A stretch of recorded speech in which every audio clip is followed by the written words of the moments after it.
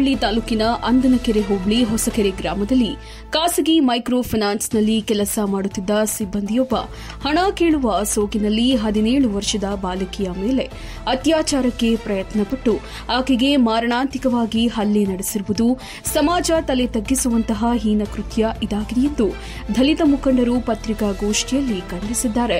ದಲಿತ ಹೆಣ್ಣು ಮಕ್ಕಳಿಗೆ ತಾಲೂಕಿನಲ್ಲಿ ರಕ್ಷಣೆಯೇ ಇಲ್ಲದಂತಾಗಿದ್ದು ಮೈಕ್ರೋ ಫೈನಾನ್ಸ್ ವಿರುದ್ಧ ಸರ್ಕಾರ ಸುಗ್ರೀವಾಜ್ಞೆ ಹೊರಡಿಸಿದ್ರು.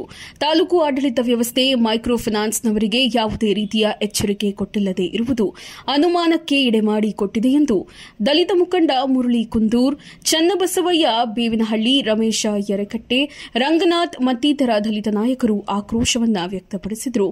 ಬಾಲಕಿಯ ಮೇಲೆ ಅತ್ಯಾಚಾರಕ್ಕೆ ಪ್ರಯತ್ನಪಟ್ಟಿದ್ದು ಸಾಬೀತಾದ ಹಿನ್ನೆಲೆಯಲ್ಲಿ ಹಂದನಕೆರೆ ಪೊಲೀಸ್ ಅಧಿಕಾರಿಗಳು ಆರೋಪಿಯನ್ನ ಬಂಧಿಸಿ ಜೈಲಿಗೆ ಹಟ್ಟಿದ್ದಾರೆ. ಒಂದು ಹೆಣ್ಮಗಿನ ಮನೆಗೆ ಊರು ಬಾಕ್ಸಿಲ್ ದಲಿತರ ಮನೆಗೆ ನುಗ್ಗಿ ಆ ಮಗುವನ್ನ ಕೆಡಿಸೋಂಥ ಪ್ರಯತ್ನ ಪಡ್ತಾನೆ.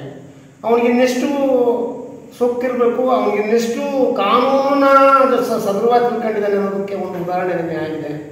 ಕಿರುಕುಳನ ಏನಾದರೂ ಮಾಡಿ ತಪ್ಪಿಸಬೇಕು ಅನ್ನೋದ್ರ ಬಗ್ಗೆ ಸರ್ಕಾರದ ಗಮನಕ್ಕೆ ತಂದು ಸರ್ಕಾರ ಇವತ್ತ ಸುಗ್ರೀವಾಜ್ಞೆಯನ್ನ ಹೊರಡಿಸಿದ್ರೂ ಕೂಡ ಈ ಸಮಾಜದ ಬದುಕಿನಲ್ಲಿ, ಈ ತಾಲೂಕು ಆಡಳಿತದಲ್ಲಿ ಈ ಒಂದು ದುರ್ಘಟನೆ ನಡೀಬೇಕು ಅಂತಂದ್ರೆ ಇದಕ್ಕೆ ಕಾರಣ ನಮ್ಮ ಮುರಳಿಯವರು ಹೇಳಿದಂತೆ ಇಲ್ಲಿರ್ತಕ್ಕಂಥ ಒಬ್ಬ ತಹಸೀಲ್ದಾರ್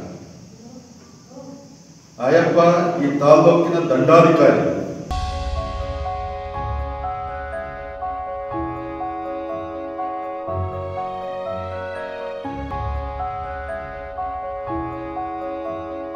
ಗುಣಮಟ್ಟದ ಚಿನ್ನ ಹಾಗೂ ಹಾಲ್ಮಾರ್ಕ್ ಬೆಳ್ಳಿ ಎಲ್ಲಾ ರೀತಿಯ ಆಭರಣಗಳು, ಒಡವೆಗಳನ್ನ ಮಾಡಿಕೊಡಲಾಗುತ್ತದೆ.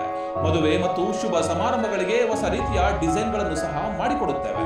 ಸ್ಥಳ ಗುಬ್ಬಿ ತಾಲೂಕಿನ ನಿಟ್ಟೂರಿನ ಬಸ್ ನಿಲ್ದಾಣದ ಪಕ್ಕದ SR ಜ್ಯುವೆಲ್ಸ್ ನಲ್ಲಿ. ಸಂಪರ್ಕಿಸಿ ಯೋಗೀಶ್ ಆಚಾರ್, SR ಜ್ಯುವೆಲ್ಸ್, ನಿಟ್ಟೂರು, ಗುಬ್ಬಿ ತಾಲೂಕು. ದೂರವಾಣಿ ಸಂಖ್ಯೆ 9663134761.